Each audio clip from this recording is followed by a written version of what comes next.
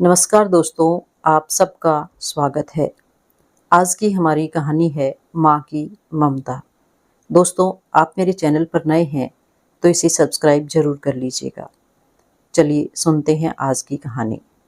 रामलाल जी के घर में ईश्वर का दिया हुआ सब कुछ था। पैसा, धन दौलत, मान सम्मान, सब कुछ होने के बाद भी पति पत्नी दुखी रहते थे, क्योंकि उसके घर में सब कुछ था पर कोई संतान नहीं थी। इस बात को लेकर दोनों पति पत्नी अक्सर चिंतित रहते थे। इस तरह दोनों पति पत्नी को एक साथ रहते हुए भी 10 साल गुजर गए, लेकिन उनके घर में कोई संतान नहीं हुई। उसने अपनी पत्नी को अच्छे से अच्छे डॉक्टर को दिखाया। महंगे से महंगे अस्पताल में ले जाकर वह अपनी पत्नी का इलाज करवाता है। पवित्र तीर्थ स्थान पर जाकर संतान प्राप्ति की मन्नत मांगता है। मंदिर में जाकर माथा टेकता है। तब कहीं जाकर शादी के 15 साल बाद उसकी इच्छा पूरी हुई। ईश्वर की कृपा से उसकी पत्नी को एक पुत्र प्राप्त होता है। अस्पताल में बच्चे का जन्म होता है। पुत्र जन्म की बात सुनकर रामलाल जी खुश हो जाते हैं।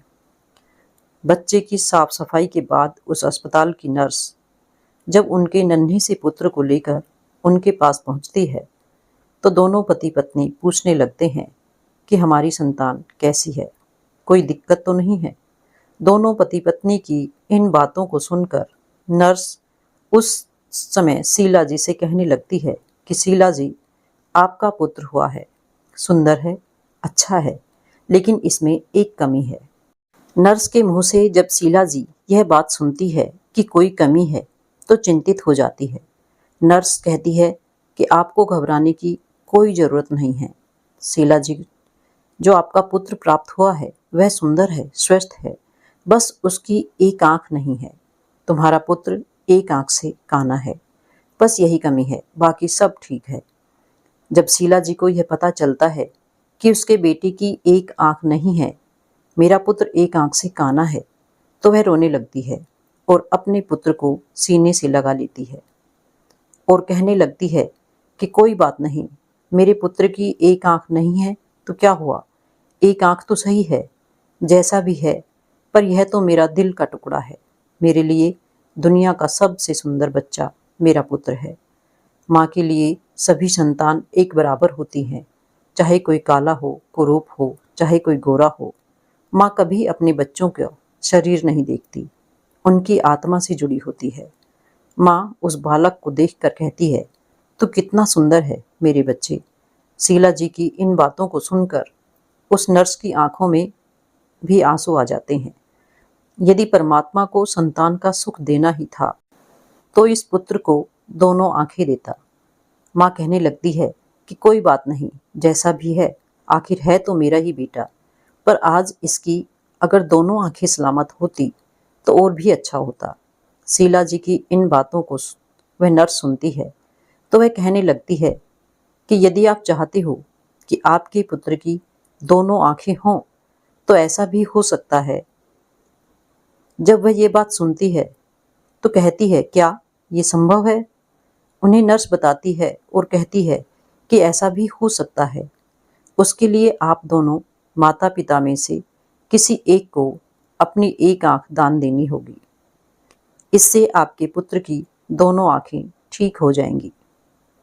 नर्स की इन बातों को जब बच्चे का पिता सुनता है तो वह कहने लगता है, कोई बात नहीं सिस्टर, हमारे पुत्र की एक आंख तो सही सलामत है। हमारा पुत्र एक आंख से ही दुनिया देख सकता है, दूसरी आंख लगाने की कोई जरूरत नहीं है। हमारा बेटा जैसा भी है अच्छा है। मैं अपनी आंखें दान नहीं कर सकता, क्योंकि मेरा घर मेरी मेहनत से ही चलता है। जब मेरी एक आंख नहीं होगी तो कैसे मैं अपने परिवार को पाल पाऊंगा, कैसे इस बच्चे का खर्च उठा पाऊंगा। यह तो तभी संभव है जब मेरी दोनों आंखें ठीक होंगी। मैं पिता हूँ और अपनी पत्नी और बच्चे को पालने का भार मेरे कंधों पर है। अब रही बात मेरे पुत्र की एक आंख की, तो यह सब परमात्मा की देन है। ईश्वर ने जिसे जिस रूप में भेजा है वह हमारा पुत्र उसी रूप में ठीक है। पिता ने तो साफ इनकार कर दिया, लेकिन माँ तो आखिर माँ होती है। नर्स से कहती है कि मैडम, यदि ऐसा हो सकता है तो मैं अपनी एक आंख अपने पुत्र को देना चाहती हूँ। मेरा क्या है, मुझे तो घर पर ही रहना है, लेकिन मेरे बेटे को तो अपना पूरा जीवन काटना है। इसलिए मैडम, मैं अपनी एक आंख अपने पुत्र को देना चाहती हूँ। जब शीला जी का पति अपनी पत्नी से कहता है कि इस तरह तो तुम कानी हो जाओगी, तो शीला जी कहती हैं कि मुझे मंजूर है कि मैं एक आंख से कानी हो जाऊं, लेकिन मैं अपने पुत्र को दोनों आंखों के साथ देखना चाहती हूँ। मेरी एक आंख ले लो और मेरे बेटे को लगा दो। मेरे बेटे की जब दोनों आंखें होंगी तो दोनों आंखों के साथ वह कितना सुंदर लगेगा। मैं अपने पुत्र को अपनी आंख दान में देना चाहती हूँ। शीला जी के कहने पर डॉक्टर उसकी एक आंख निकालकर उसके बेटे को लगा देते हैं। इस तरह बेटे की दोनों आंखें सही हो जाती है और वह एक आंख पुत्र को देने के बाद एक आंख से कानी हो जाती है। कुछ दिन तक वे लोग अस्पताल में रहते हैं। जब दोनों माँ बेटे स्वस्थ हो जाते हैं तो अस्पताल से माँ बेटे की छुट्टी मिल जाती है। इस प्रकार रामलाल जी अपनी पत्नी और पुत्र को लेकर अपने घर आ जाता है और दोनों पति पत्नी मिलकर अपने बेटे का पालन पोषण करने लगते हैं। इस प्रकार अपने बच्चों का पालन पोषण करते हुए उनका बेटा 5 साल का हो जाता है। सब कुछ अच्छा चल रहा होता है। तभी एक दिन उस बच्चे के पिता की सड़क दुर्घटना में मौत हो जाती है। शीला जी को अपने पति की मौत की खबर मिलती है तो वह बेचारी दहाड़ी मारकर रोने लगती है। वह सोचने लगती है कि मेरा 4 साल का बच्चा है, घर में एक ही काम करने वाला था, वह भी छोड़कर चला गया। अब मैं इस बच्चे का पालन पोषण कैसे कर पाऊंगी। उसका रोना धोना सुनकर आस पड़ोस के लोग आ जाते हैं और उस लाचार माँ को धीरज रखने को कहते हैं और किसी तरह समझा बुझा कर रामलाल जी का अंतिम संस्कार कराते हैं। इस प्रकार शीला जी अपने 5 साल के बच्चे के साथ जीवन बिताने लगती है। घर में जो जमा पूंजी थी वह सब संतान पाने की चाहत में उसके इलाज करने में पहले ही खर्च हो चुकी थी। पति की मृत्यु के बाद जो भी बचत थी वह पति के अंतिम संस्कार में चली जाती है। इस प्रकार वह माँ दूसरों के घरों में झाड़ू पोछा करके, दूसरों के जूठे बर्तन मांजकर अपने बेटे का पालन पोषण करने लगती है।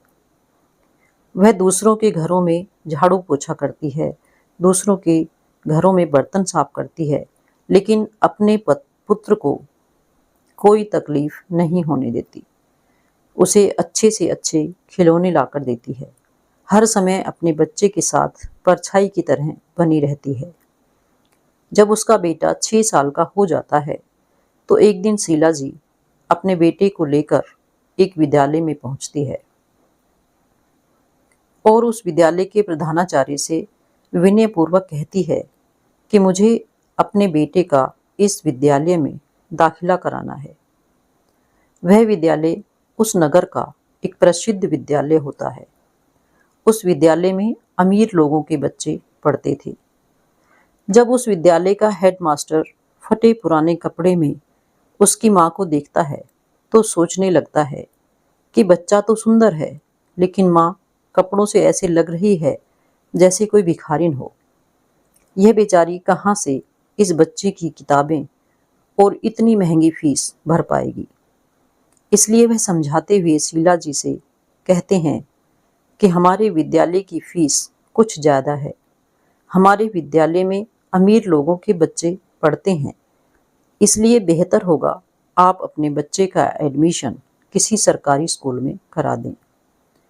मास्टर जी की इन बातों को सुनकर शीला जी कहने लगती है कि सर जी, आप पैसों की चिंता मत करिए, आपकी जो भी फीस होगी उसे मैं समय पर जमा करा दूंगी। मेरा इकलौता बालक है और मैं चाहती हूँ कि मेरा बच्चा पढ़ लिख कर बड़ा डॉक्टर बन जाए। इसलिए मैं इसे आपके विद्यालय में लेकर आई हूँ। हेडमास्टर जब शीला जी की इन बातों को सुनता है तो सुनकर बहुत प्रभावित होता है और उस बच्चे की माँ से कहता है, ठीक है, यदि तुम जिद करती हो तो हम तुम्हारे बच्चे को भर्ती कर लेते हैं। इस प्रकार उस बच्चे का एडमिशन उच्च विद्यालय में हो जाता है और वह बालक विद्यालय में पढ़ने जाने लगता है। पहले तो वह 5-7 घरों में झाड़ू पोछा करके अपना गुजारा कर लेती थी, लेकिन अब अपने बेटे के एडमिशन के बाद अपने बेटे की खातिर 10 घरों में काम करने लगी। वह माँ दूसरों के घरों में झाड़ू पोछा करके अपने पुत्र को पढ़ाने लिखाने लगती है। पढ़ते पढ़ते जब उसका बेटा 5वीं कक्षा में आ जाता है, उसकी उम्र 10 साल की हो जाती है। एक दिन स्कूल के सभी बच्चे मिलकर उस बालक को छेड़ने लगते हैं और खेल खेल में कहते हैं कि देखो देखो, एक आंख वाली काली माँ का बेटा आ गया।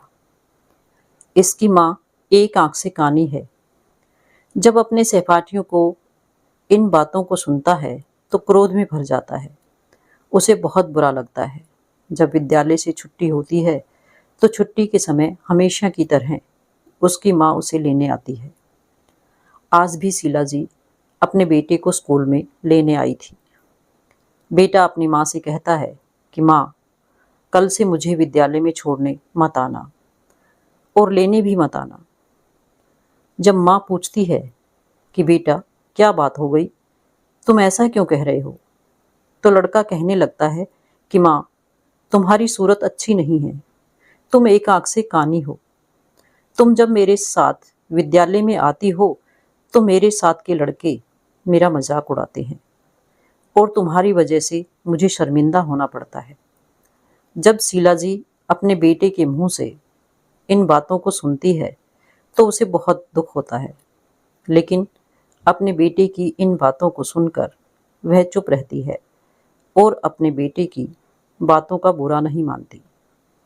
वह कहती है, कोई बात नहीं बेटा, तुम चाहते हो तो मैं तुम्हारे साथ कल से विद्यालय नहीं आऊंगी, लेकिन तुम अकेले विद्यालय कैसे जाओगे।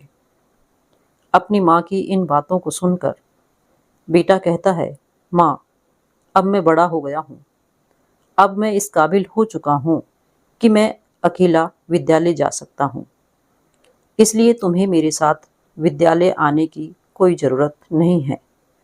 अपने बेटे की इन बातों को सुनकर शीला जी कहती है, ठीक है बेटा, आज के बाद मैं तुम्हारे स्कूल में तुम्हारे साथ नहीं जाऊंगी, लेकिन बेटा तुम सावधानी से घर आना। तुम्हारे पिता की सड़क दुर्घटना में मौत हुई थी और यह सोच सोचकर मुझे डर लगता है। बेटा कहता है, माँ, तुम चिंता मत करो, मुझे कुछ नहीं होगा, मैं अब अकेले ही आया जाया करूँगा। उस दिन के बाद जैसे जैसे पुत्र के खर्चे भी बढ़ते चले गए, जैसे जैसे पुत्र के खर्चे बढ़ते गए, वैसे वैसे शीला जी पर काम का बोझ भी बढ़ता चला गया। धीरे धीरे समय गुजरता चला गया और इस प्रकार शीला जी का बेटा विद्यालय की पढ़ाई पूरी कर देता है और उसकी पूरी क्लास में सबसे अच्छे नंबर आते हैं। इसके बाद में आगे की पढ़ाई करने के लिए शहर चला जाता है। जब बेटा शहर में जाता है तो उधर उसकी माँ जो पैसा कमाती थी वह पैसा कम पड़ने लगता है, क्योंकि पहले तो सिर्फ किताबें और फीस का खर्चा था, लेकिन अब बेटा शहर चला जाता है तो उसके और भी खर्चे बढ़ गए थे। लेकिन शीला जी ने हार नहीं मानी। पहले जहाँ 15 घरों में काम करके अपने बेटे का खर्चा पूरा करती थी, वही पुत्र के शहर जाने के बाद वह 20 घरों में बर्तन साफ करने लगी और झाड़ू पोछा करने लगी। दिन भर मेहनत करती और मेहनत करते करते रात के 11 बज जाते। तब जाकर बेचारी माँ अपने बेटे के लिए महीने का 5,000 रुपये भेज पाती थी, इतनी मेहनत करती थी कि एक दिन उसका बेटा पढ़ लिख कर बड़ा डॉक्टर बन जाएगा। बेटे के साथ रहकर मैं भी सुखी रहूंगी। इसलिए वह खूब मेहनत करती थी और 20 घरों में काम करके अपने पुत्र के लिए पैसा भेजा करती थी। इस प्रकार मेहनत करते करते समय से पहले वह बूढ़ी हो जाती है। धूप में उसका गोरा रंग काला पड़ जाता है, लेकिन वह अपने बेटे को कोई दिक्कत नहीं होने देती। जब ऐसे ही कुछ दिन और भी गुजर जाते हैं तो शीला जी को एक दिन एक पत्र मिलता है। उसमें लिखा होता है कि माँ, अब मैं शहर में बड़ा डॉक्टर बन चुका हूँ। अब तुम्हें मेरे लिए पैसे भेजने की जरूरत नहीं है। जब शीला जी को यह पत्र मिलता है कि मेरा बेटा डॉक्टर बन गया है तो वह बहुत खुश हो जाती है। वह सोचने लगती है कि पति के जाने के बाद मेरा बेटा मेरा सहारा है। मेरी जैसी इच्छा थी कि मेरा बेटा डॉक्टर बन जाए तो वह इच्छा पूरी हो गई। शीला जी के बेटे ने यह बात माँ को पत्र लिखकर बताई थी, लेकिन वह बेटा अभी तक गांव में माँ से मिलने नहीं आया। अब शीला जी को वह पत्र मिला है तो वह बूढ़ी माँ पूरे गांव में मिठाई बांटती है और सारे गांव के लोगों को बड़े चाव से बताती है कि उसकी मेहनत सफल हो गई। उसका बेटा डॉक्टर बन चुका है और अपने बेटे के आने का इंतजार करने लगती है। माँ सोचने लगती है कि मेरे बेटे को शहर गए हुए बहुत समय बीत चुका है। अब वह डॉक्टर बन गया है तो वह मुझसे मिलने के लिए जरूर आएगा। शीला जी अपने बेटे के आने की राह देखती है। हर दिन भर इंतजार करती है कि आज मेरा बेटा आता होगा। किसी की गाड़ी घर के सामने से निकलती है तो उसे लगता है कि उसका बेटा आ गया होगा। इस तरह इंतजार करते करते उसे कई दिन बीत जाते हैं। रात में शीला जी को नींद नहीं आती थी। वह सोचने लगती कि जाने क्या मजबूरी है, मेरा बेटा मुझे लेने क्यों नहीं आया, कब मुझे अपने साथ ले जाएगा और मैं आराम से बैठकर अपने बेटे की कमाई खाऊंगी। अब तो मेरे बेटे के घर में भी नौकर चाकर होंगे, गाड़ी बंगला भी होगा। अब मेरे दुख के दिन बीत चुके हैं। इसी तरह शीला जी सारे दिन अपने बेटे के सपने देखा करती थी और इस तरह अपने बेटे का इंतजार करते हुए 1 साल बीत गया। लेकिन बेटा 1 साल में एक दिन भी माँ के पास नहीं आया। फिर एक दिन शीला जी के पास बेटे का दूसरा पत्र आता है।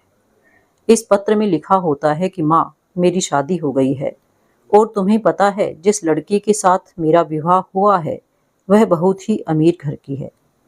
जब शीला जी उस पत्र में लिखी बातों को पढ़ती है तो उसकी आंखों से आंसू की धारा बहने लगती है। उसे बड़ा ही दुख होता है क्योंकि वह तो सोच रही थी कि अब बेटा डॉक्टर बन गया तो मेरे बेटे के लिए अच्छे अच्छे रिश्ते आएंगे। मैं अपनी पसंद की लड़की के साथ अपने बेटे की शादी करूंगी। लेकिन उस पत्र को पढ़कर शीला जी के सारे अरमान धूल में मिल जाते हैं। वह सोचती है कि हे भगवान, मैंने ऐसे कौन से पाप किए थे, ऐसी मुझसे कौन सी गलती हो गई जो मुझे इतनी बड़ी सजा मिल रही है। माता पिता का सपना होता है कि वह अपने हाथों से अपने बेटे को दूल्हा बनाएं और अपना आशीर्वाद देकर अपने बेटे की शादी करवाएं। लेकिन मेरे पुत्र ने तो अपनी शादी में मुझे बुलाया तक नहीं, मुझे बताया तक नहीं, विवाह कर लिया। क्या मैं यही दिन देखने के लिए अपने बेटे को पढ़ा लिखा कर इतना बड़ा किया था?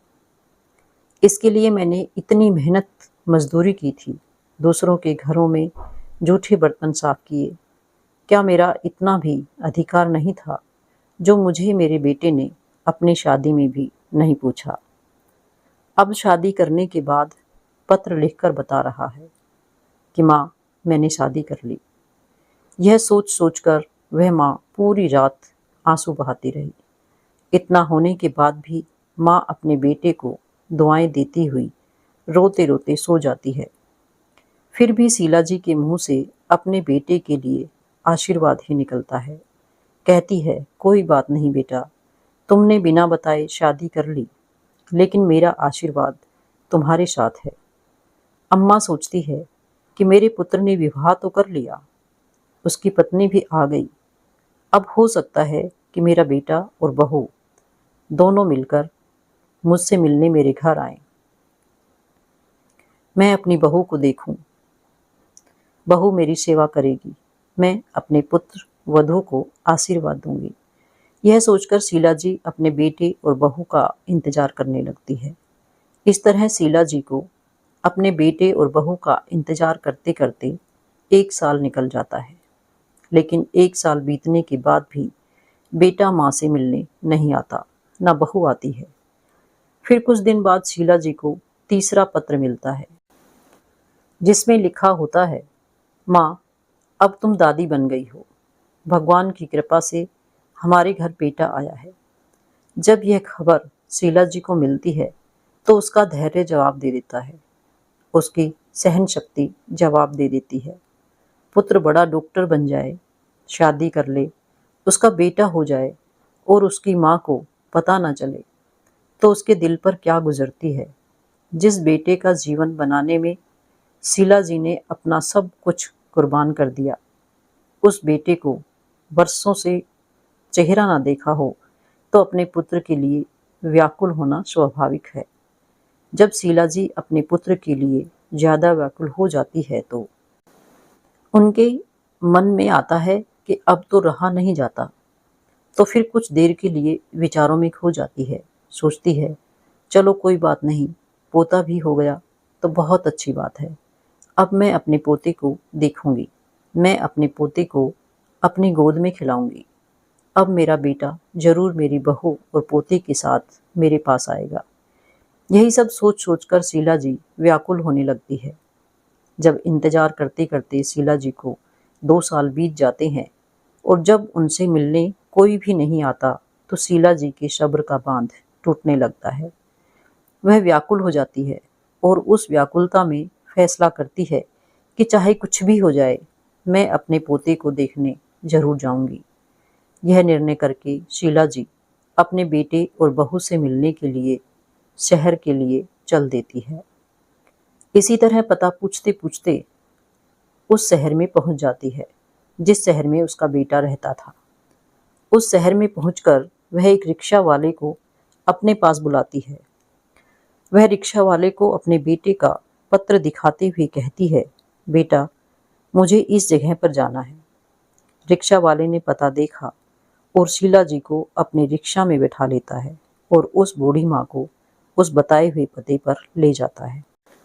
कुछ समय बाद रिक्शा वाला बूढ़ी माँ को लेकर डॉक्टर साहब के बंगले पर पहुंच जाता है और बंगले के सामने अपना रिक्शा खड़ा कर देता है और शीला जी से कहता है, माँ, तुमने जो पता दिखाया था, तुम उस पते पर पहुंच चुकी हो। वह जो सामने बंगला है, यहीं रहते हैं डॉक्टर साहब। शीला जी रिक्शा वाले को किराया देती है और अपना झोला उठाकर बंगले की तरफ चल देती है। माँ की नज़र जब डॉक्टर साहब के बंगले पर पड़ती है तो वह खुश हो जाती है। वह देखती है कि सुंदर आलीशान बंगला बना हुआ है। बंगले के सामने चमचमाती गाड़ी खड़ी है और दरवाजे पर चपरासी बैठे हुए हैं। यह देख शीला जी को बड़ी खुशी होती है कि कितनी सुंदर घर में मेरा बेटा रहता है। जो एक थैली में अपने पोते के लिए खिलौने, बहू के लिए साड़ी और कुछ मिठाइयाँ लेकर आई थी, जब वे थैले को लेकर बंगले के अंदर जाने लगती है तो जैसे ही बंगले के अंदर घुसती है, गेट के पास खड़े एक चपरासी की नज़र उस पर पड़ती है। चपरासी देखता है कि फटे पुराने कपड़े पहने एक काली कलूटी बुढ़िया जो एक आंख से कानी है, बंगले के अंदर घुसी जा रही है। जब चपरासी उस महिला को देखता है तो कहने लगता है कि तुम्हें किससे मिलना है, इस तरह अंदर कहाँ चली जा रही हो। चपरासी के शब्द जब शीला जी के कानों में पड़ते हैं तो वह एकदम से रुक जाती है और चपरासी से कहती है कि यहाँ पर मेरा बेटा रहता है, मेरे बेटे को पुत्र हुआ है, इसलिए मैं अपने पोते को देखने आई हूँ। चपरासी शीला जी की को डांटते हुए कहता है, बुढ़िया, तूने कभी अपनी शक्ल देखी है? तुम्हें पता है कि यह बंगला किसका है? यह एक बड़े डॉक्टर साहब का बंगला है।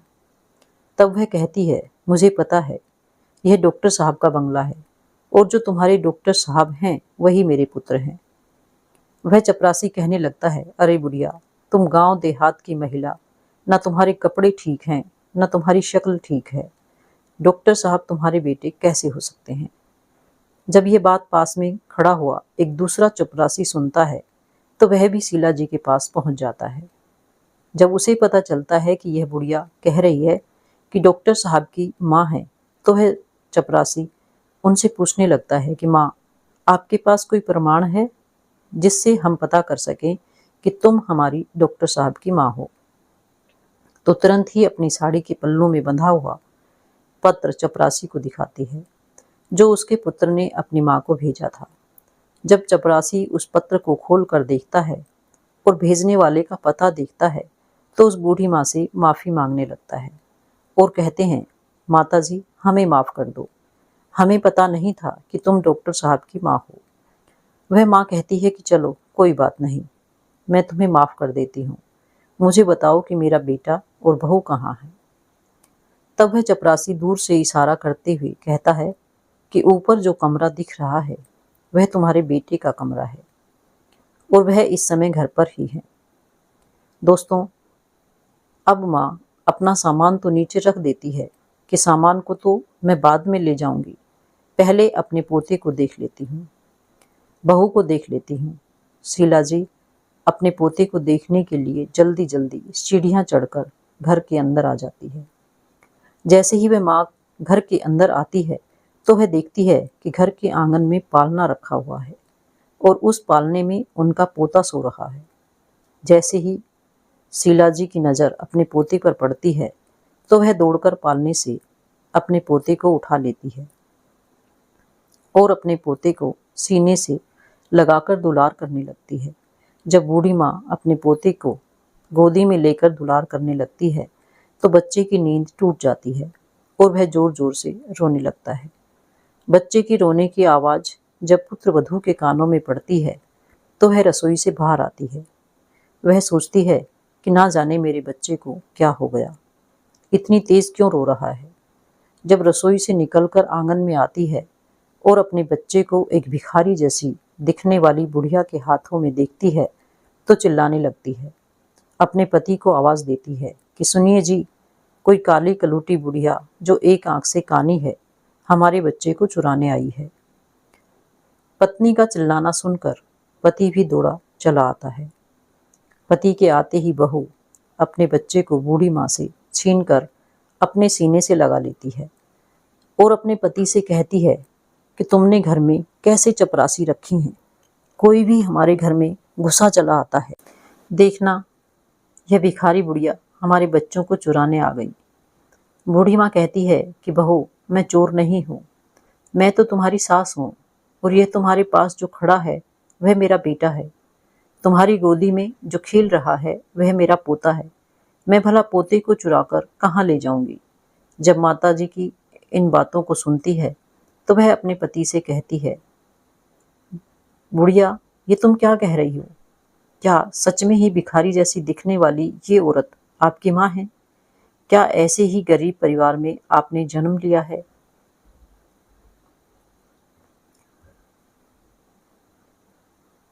मुझे पहले तो कभी आपने बताया नहीं कि आपकी कोई माँ भी है।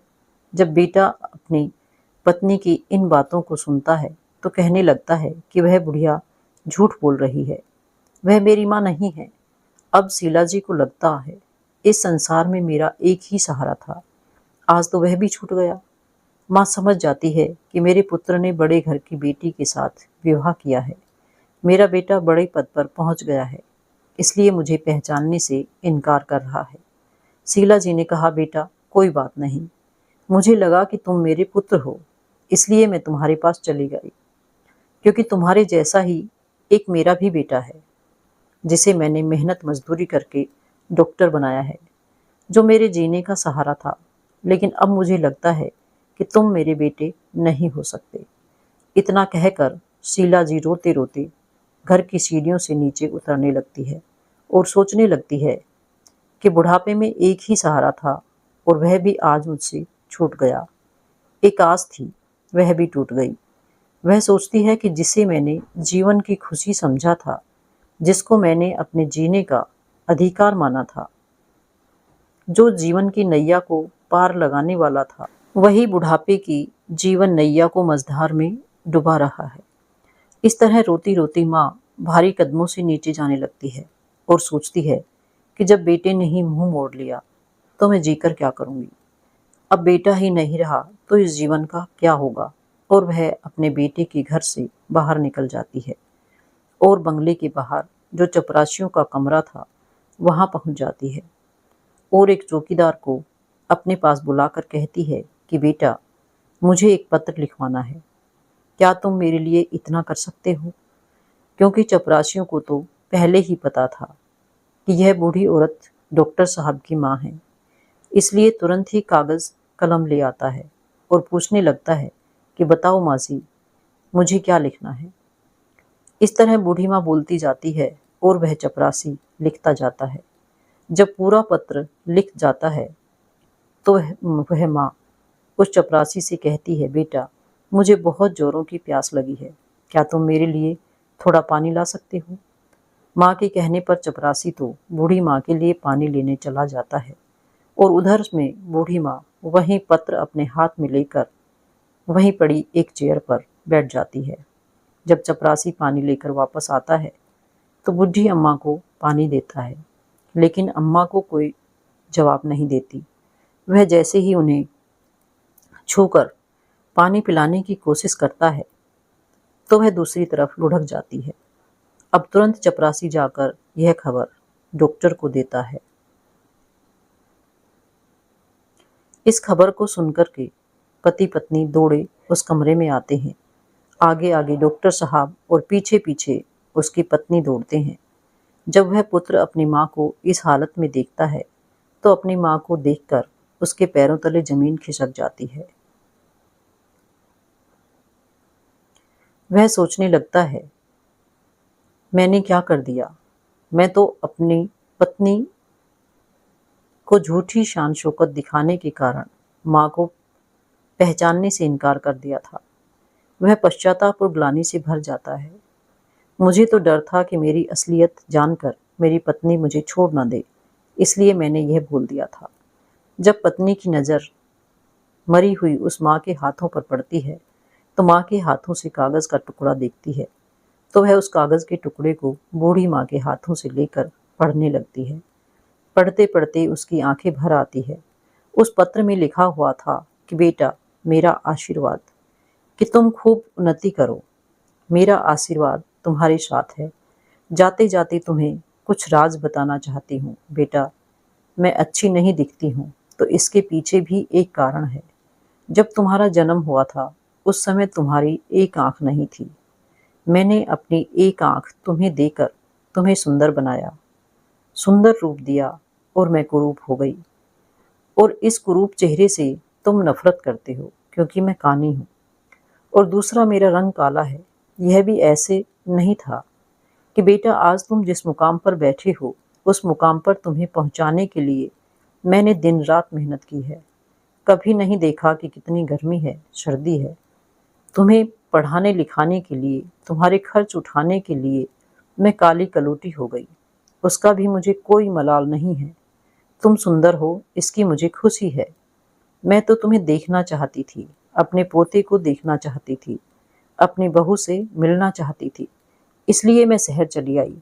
क्योंकि तुमने तो कभी गांव आकर मेरा हालचाल नहीं पूछा।